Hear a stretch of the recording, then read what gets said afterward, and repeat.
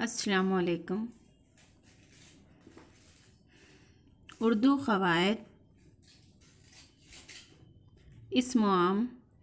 اسم و عام کی 5 قسمیں ہیں: اسم ذات،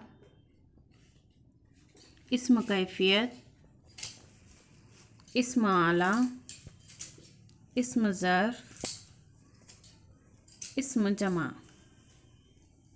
اسم ذات: قلم، کتاب، کرسی، دوات۔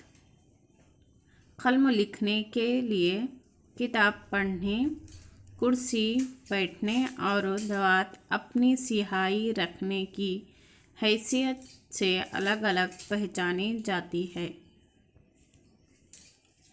وہ اسم جو اپنی مخصوص حیثیت کی وجہ سے پہچانا جائے اسم ذات کہلاتا ہے۔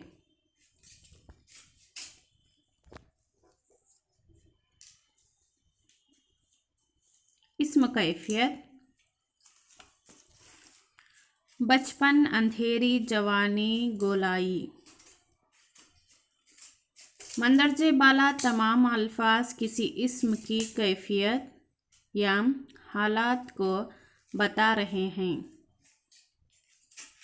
وہ اسم جو کسی اسم کی اصل کیفیت یا حقیقت کو بتائے اسم کیفیت کہلاتا ہے۔ اسم اعلیٰ: قلم، چاقو، قینچی، بھالا۔ یہ تمام اسم اعلیٰ کے طور پر استعمال ہوتے ہیں۔